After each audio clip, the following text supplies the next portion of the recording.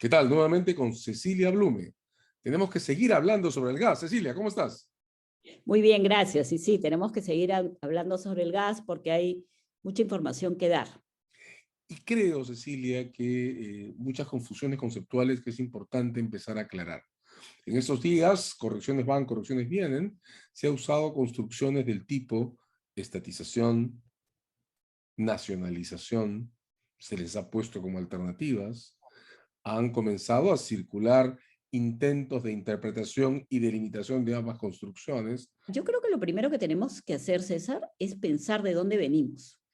Nosotros nos regimos por un marco jurídico que tiene como principio fundamental, no sé si el más importante, pero estoy segura que dentro de los 5 más importantes, el derecho de propiedad.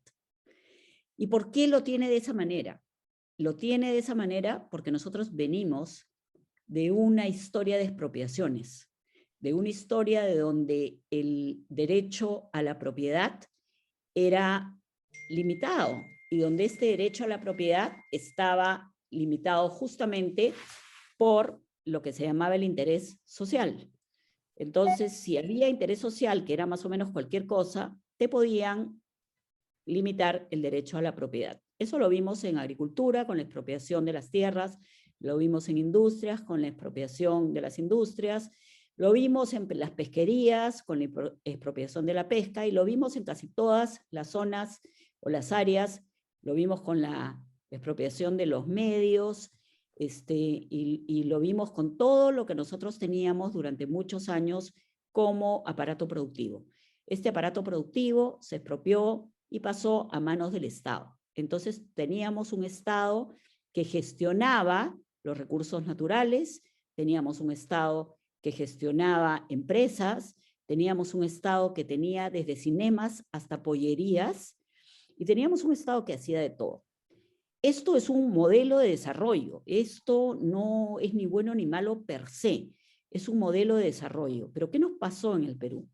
El Perú nos pasó que cuando lo de nadie es de nadie, las cosas son de nadie, nadie las cuida, nadie las mantiene, las cosas se deterioran y sobre todo se juega a la política con los bienes del Estado. Así tenías que las empresas públicas estaban tomadas por los partidarios del poder político de ese momento, que no tenían la menor idea de lo que era, por ejemplo, generar energía eléctrica. Después teníamos que el país manejaba las tarifas de electricidad, por ejemplo, con un concepto político. O sea, la tarifa no puede subir, pues, la tarifa tiene que bajar siempre. No importa que te sube el combustible, no importa que te sube el acero con el cual haces las tuberías, no importa lo que tú utilices en una central térmica, la tarifa tiene que bajar. Por lo tanto, al bajar la tarifa no cubrías costos y la empresa comenzaba a ponerse en rojo. Cuando llegamos a la Constitución del 93, el país decidió, y te digo el país porque la Constitución del 93 fue hecha por 80 constituyentes, asambleístas, pero fue ratificada en referéndum. Por lo tanto, el país entero votó, la mayoría del país, creo que fue como 54%, votó a favor de esta nueva Constitución. Y con esta nueva Constitución votó a favor de un nuevo modelo económico, basado, entre otros, en la inviolabilidad del derecho a propiedad. O sea, yo soy propietario de algo y nadie me lo puede quitar.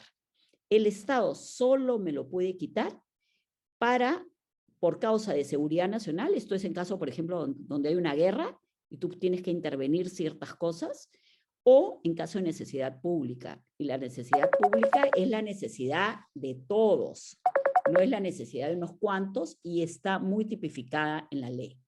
Entonces, la Constitución basa el crecimiento del país en esta actividad privada. Entonces, a partir del año 93, se comienzan a privatizar, cosa que ha sido una mala palabra. Muchas empresas se privatizan, las pesquerías, se privatiza la industria, se privatizan los medios, se privatiza la electricidad, se privatiza, etcétera, etcétera, etcétera. ¿Y qué es lo que sucede? Efectivamente, comenzamos a pagar más por lo que cuesta más, pero comenzamos a pagar el precio de tener luz. No que llegabas a tu casa y tenías apagones, no solamente por los terroristas, sino por falta de mantenimiento. teníamos un problema que lo conocemos los que ya tenemos un poco más de edad, el problema de la telefonía.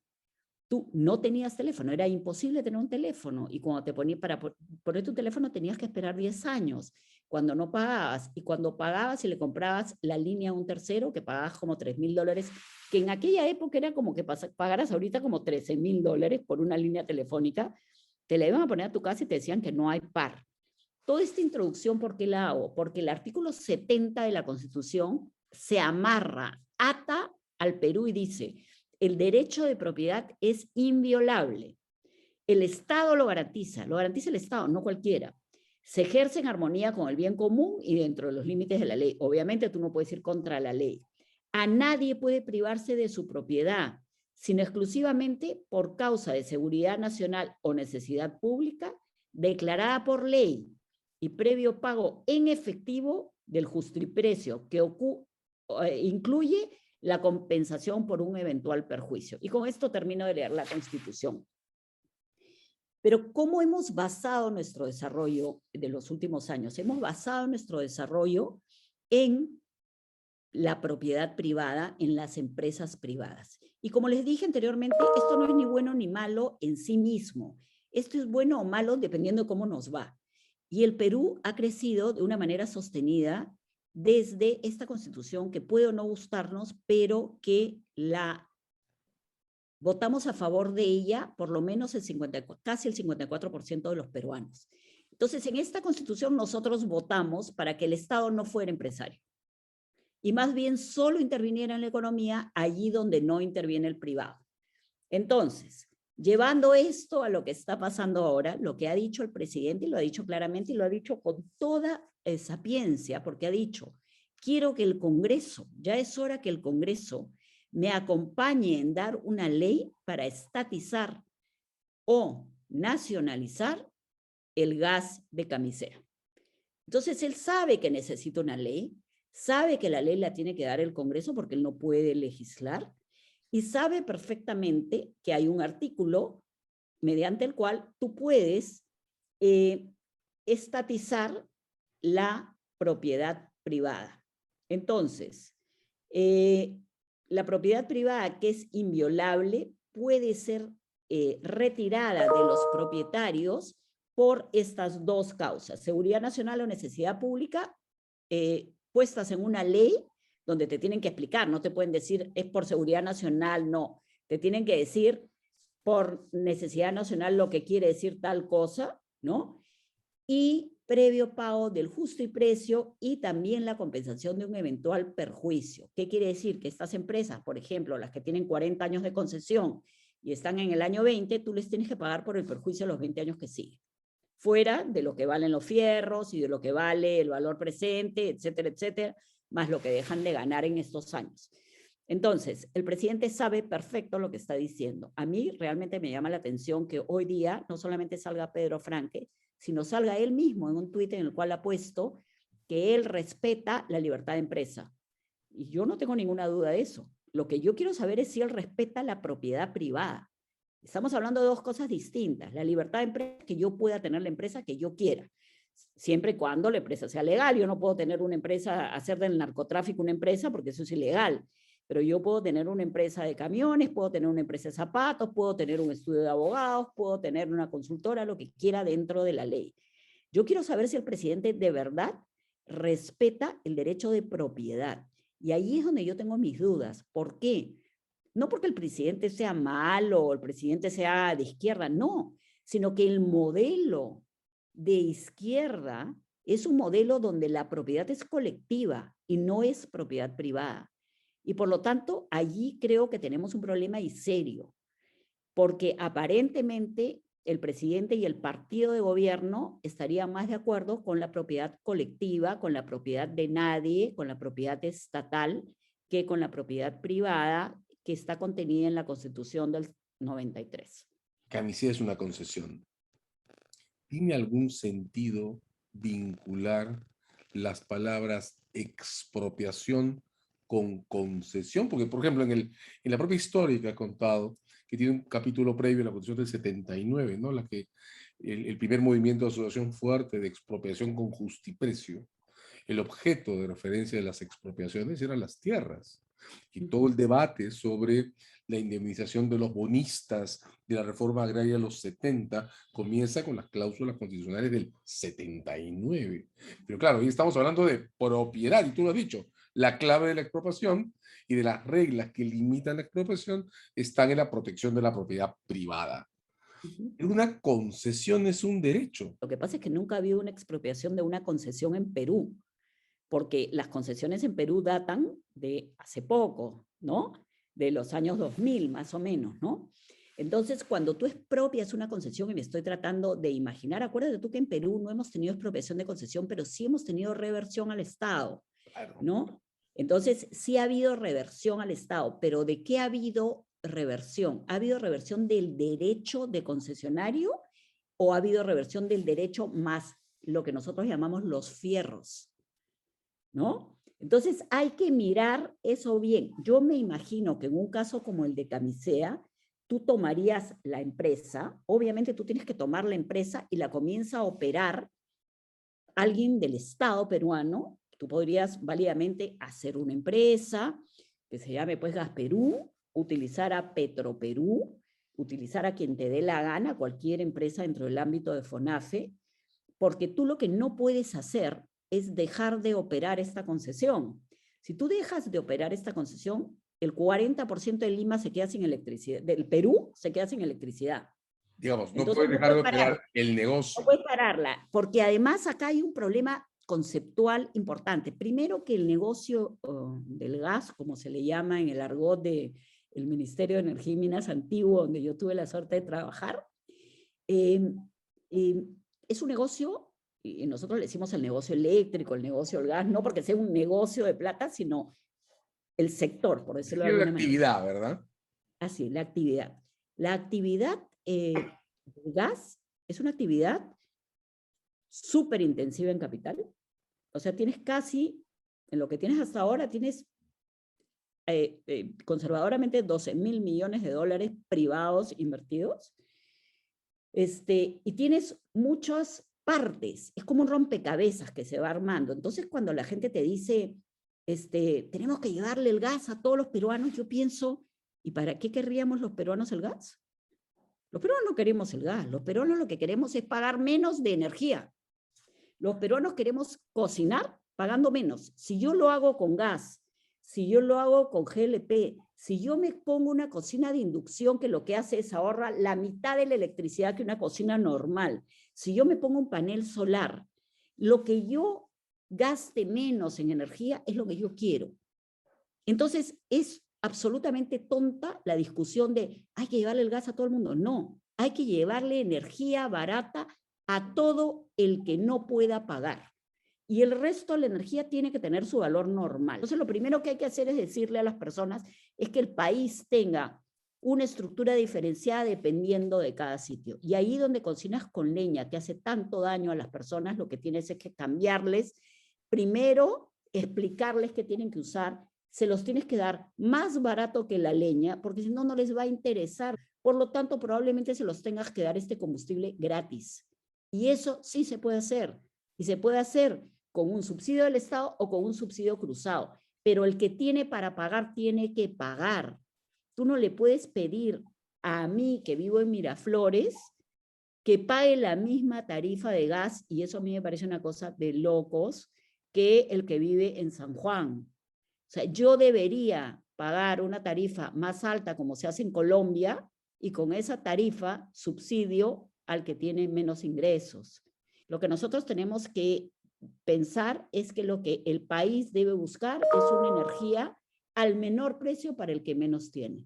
Y no le pongo gas a todo el mundo, porque le pongo gas a todo el mundo, ¿de dónde va a salir? De los impuestos nuestros. Entonces le vas a dejar de dar a educación, le vas a dejar de dar a salud, porque has decidido ponerle gas a todo el mundo. Y en ese ponerle gas a todo el mundo, discúlpame que sea tan cruda, el que va a ganar va a ser el que te ponga los tubos, el que te venda los tubos, el que te venda el medidor, el que te venda el compresor, pero no va a ganar el país. El país va a ganar cuando sea capaz de distinguir y te diga, en el Bajo Urubamba le pongo tal cosa, en la selva pongo paneles solares, quizá en el Cusco en varios lugares también puedas poner paneles solares y con eso generar energía eléctrica y que con eso tengas un uso de tu combustible de cero, así como tienes con la hidroenergía.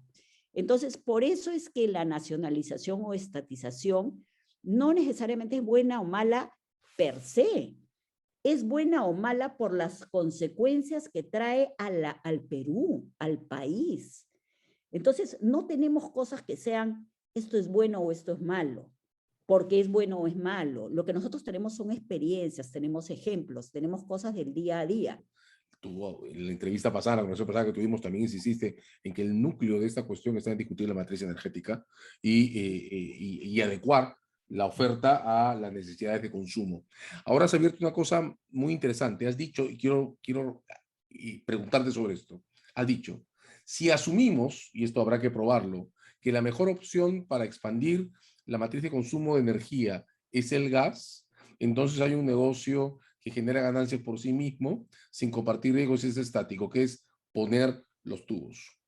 Pero ahora, supongamos por un instante, ceteris paribus, que en efecto expandir el gas, porque hay un montón de gas, eso lo explicaste en la comparación anterior que tuvimos, fuera eficiente y fuera útil para las personas. Lo que aparentemente todos estamos de acuerdo es que hay que masificar el uso del gas. ¿Qué quiere decir esto? Que lo usen la mayoría de personas. Yo, como te he dicho, no estoy de acuerdo con esto. Yo creo que deberíamos ir a la energía más barata, pero si se ha decidido que lo use la mayoría de personas, vamos a ponernos en esa posición. Tenemos Cálida, que te distribuye en Lima y Callao el gas natural, y tú tienes 1.250.000 usuarios, viviendas conectadas, que son casi 5 millones de limeños, la mitad de los limeños, que ya usan gas natural. De estos, el nivel C, D y E, el 93% de los niveles socioeconómicos C, D y E usan gas natural. Porque eso fue lo que se le obligó al concesionario. Se le dijo al concesionario, ponle gas natural, combustible barato, para que cocinen barato a las personas con menos recursos. Entonces, el 93% de los niveles socioeconómicos C, D y E tienen gas natural. En Ica tienes una empresa que se llama Contugas, y en Ica hay 260.000 iqueños que ya están usando gas natural. En el norte tienes una empresa que se llama Coavi, que sirve a La Libertad, Lambayeque, Ancash, Cajamarca y Piura. Ya tienes 600.000 usuarios. En Tumbes tienes una empresa que se llama Clean Energy, que está recién empezando. En Arequipa, Moquegua y Tacna tienes hoy a Petroperú, empresa estatal, prestando un servicio que dejó la empresa Naturgy porque no le alcanzaba la tarifa. Pero ¿cuáles son los problemas? ¿Por qué nos estamos quejando? ¿Y por qué no hay más gas? ¿Y por qué sobre todo no hay más rapidez en que tengas gas en tu casa? Básicamente porque no es rentable. Te explico. ¿Por qué la concesión atractiva es la de Lima? Porque las empresas de gas no viven del usuario del gas, viven de las empresas, viven de las centrales eléctricas, viven de las térmicas. De ahí sacan su rentabilidad. Entonces, ¿dónde están las empresas en el Perú? ¿Dónde están las empresas que usan calor? ¿Dónde están las empresas de cementos? ¿Dónde están las empresas de mayólicas? ¿Dónde están las empresas que consumen gas masivamente? En Lima. El Perú, desafortunadamente, no es un país descentralizado y las empresas están en Lima. Entonces, lo que tú tienes ahorita es que descentralizar, a pesar de que no haya mercado, no haya consumo. Entonces, ¿cómo vas a hacer? La tarifa va a ser altísima.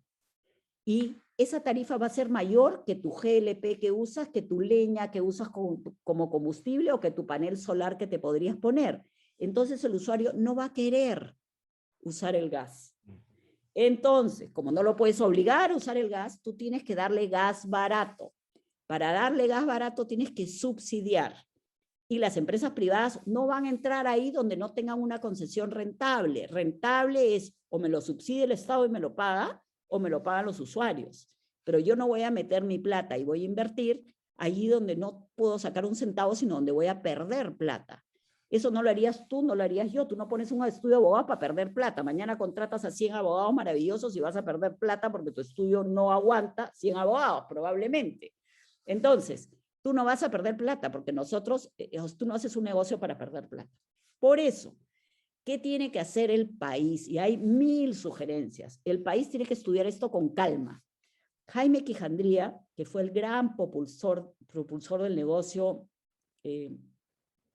petrolero, hidroenergético y gasífero, Jaime Quijandría hablaba de la tarifa estampilla. ¿Qué quería decir eso? Que en cualquier punto del Perú pagaras igual por el gas. Entonces, que eso subsidia, Lima subsidia al resto. También puedes tener un subsidio entre los consumidores que consumen más y los consumidores que consumen menos. También puedes tener un subsidio del nivel AB al nivel DE. Todas esas experiencias existen en el mundo. La cuestión es que hay que utilizarlas. Y desafortunadamente no se ha pensado, ya tenemos el gas en Lima, ya estamos contentos con el gas en Lima. Claro, hay gente que te dice, tengo una amiga que me dijo ayer, pero yo no tengo gas en mi casa, claro, porque tú eres sector A, pues. Acá se obligó a que se comience por el D, C, D y E, lo que se ha hecho, y por eso 93% de las personas de nivel socioeconómico C, D y E hoy día están servidas con gas en sus casas. Pero todo esto ha pasado por tener subsidios. Hay 2 subsidios que tienen las personas en Lima que tienen gas en su casa. No yo, pero las personas de nivel socioeconómico C, D y E tienen 2 subsidios. Un subsidio que es directo de $300 para todo lo que significa la conexión, y tienes otro subsidio que es el FICE para tu tarifa. Entonces, lo que tenemos es que pensar que hay que buscar la mejor solución para que la gente tenga, si hemos decidido que gas, porque hemos decidido que gas, además yo quiero hacer una tingencia acá que tenemos que hacer memoria, y hay un dicho que dice maten a los viejos, ¿no? Porque tienen memoria. Me incluyo. Pero acuérdate tú, la izquierda y el Perú no quería que se explotara el gas de Camisea. Y si no hubieran metido los 12.000 millones que se han metido privados, no estaríamos hablando de darle gas a la gente. De verdad, somos una familia pobre. Nos ha ido mejor últimamente, pero somos una familia pobre. No digas que vas a poner distribución en todo el Perú porque primero engañas a la gente. Pero no me digas a mí que vas a llenar el Perú de ductos porque eso no va a suceder. Además de acá que te den un CIRA para que pongas un ducto, ya el gobierno acabó.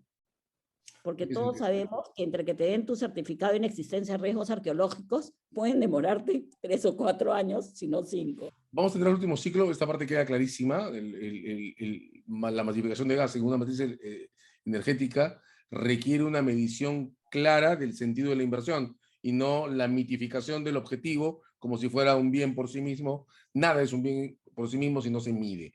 Pero vamos a cerrar con el tema con el que comenzamos, la expropiación. Tú decías hace un rato, bueno, la expropiación acá puede significar expropiación en los fierros, estamos hablando ahí de la fábrica, por decirlo de alguna manera, el tubo, la máquina, y claro, en lo demás se refiere a la reversión de una concesión, pero igual, pensando en el estado de la cuestión, ¿cuáles son las consecuencias de combinar reversiones de concesión más apoderamiento, digamos, cambio de propiedad, o como le querramos llamar para no repetir las voces estas confusas, de fábricas más equipos? Porque claro, esto no es algo así como él, digo que son mías, en adelante son mías y automáticamente las puedo operar. Realmente acá lo que tenemos que ver es que primero tendríamos problemas con el CIADI, segundo, y con los juzgados y con todo lo que serían reclamaciones judiciales, por llamarlo de alguna manera. Luego tendríamos un problema serio, porque tú tienes que entrar, imagínate tú que el Estado mañana entre a operar, ¿ya? Mañana entre a operar y tú no sabes si las personas que trabajan en estas empresas quieran seguir trabajando con el Estado. Entonces tú tienes que mantener el servicio. ¿Y cuál es tu servicio? Tu servicio es en 40% el de electricidad del Perú. Luego tienes el gas con el cual prendes la cocina en tu casa. Todo eso tiene que seguir funcionando y tiene que seguir funcionando bien. Y el Estado, hay otra cosa que la gente debe interiorizar. El Estado no es una empresa. El Estado tiene algunas empresas, pero el Estado no es una empresa. Cuando tú ves que esta carretera la hizo el Estado, en verdad no la hizo el Estado, la licitó mediante un concurso, y en ese concurso, que puede ser nacional, puede ser internacional, hacen esta obra pública. Eso es lo que hace el Ministerio de Transporte todos los días. El Ministerio de Transporte no sale a construir carreteras. Entonces, lo que tenemos que entender es que en el Perú los privados son los que hacen las cosas. pero tienes que tener lo que se llaman estos servicios públicos ininterrumpidos. No podemos quedarnos sin luz, no podemos quedarnos sin gas en las casas, no podemos quedarnos sin energía. Entonces, ¿qué es lo que tenemos que pensar? Las fábricas se van a quedar, una SEM, por decir una cementera que usa gas natural, se va a quedar sin poder trabajar. Las eléctricas, por eso te digo que el 40% se queda sin energía eléctrica, ¿no? Entonces, lo que nosotros, el 40% del país, lo que nosotros tenemos que pensar es que es bueno que el señor Franque ha hecho una comisión, no sé si el presidente o el señor Franque, que está en el Ministerio de Economía, y esta comisión debe ser una comisión formada por gente muy seria, que tenga muchos conocimientos del sector, incluso con gente que venga del extranjero y no tenga un sesgo político. Entonces, debería de verdad traerse expertos internacionales de los multilaterales, del BID, del Banco Mundial, que conocen el negocio del gas. Deberíamos traer colombianos, donde acá tenemos a la empresa Cálida, que es una empresa colombiana estatal, y que es la concesionaria del gas del Lima y Callao, y que es la que ha logrado que el 93% del sector CDIE en Lima y Callao use gas natural. Entonces, eso es un ejemplo de que hay empresas que sí pueden ser estatales, pero con otra mentalidad, no con la mentalidad de pongo mis parientes, de pongo mis amigos, de pongo los miembros del partido político. Tú tienes empresas que pueden funcionar bien si tienen los controles necesarios, si tienen el personal necesario, pero para eso, en un país como el Perú, donde ha demostrado que somos capaces de crear las máximas formas de corrupción, mejor darle la responsabilidad al privado y que el privado finalmente quiebre con su plata, no con la tuya. ¿Por qué no te dedicas, por ejemplo, a usar el dinero del canon, que está tan vinculado con el desarrollo de la industria del gas? Tienes un montón de plata estacionada que no la usas y está en los bancos. Y tienes a la gente, por ejemplo, en Echarati, sin agua y desagüe, cuando es probablemente el municipio más rico del Perú por camisea. Entonces, ¿qué te pasa? Tienes un problema que no puedes ejecutar los recursos porque no hay capacidad. Entonces, como no hay capacidad, yo ahí tengo una tesis mía que nadie me la compra, pero agarra a la empresa privada y obliga a la que ejecute. Una especie de obras por impuestos con la plata del canon. Y que te tenga que ejecutar por lo menos el 50 o el 60% del canon, y el resto se lo dejas al gobierno regional, provincial o local. Yo cerraría diciendo eso, ¿no? Somos una familia pobre que necesita soluciones urgentes, rápidas, inteligentes y medidas por sus consecuencias. Ha estado con nosotros Cecilia Blume, retomando este tema vinculado a no solo el gas, la matriz energética, pero además creo la reflexión de la cosa pública en función a objetivos y a mediciones consistentes. Muchas gracias, Cecilia. Gracias a ustedes.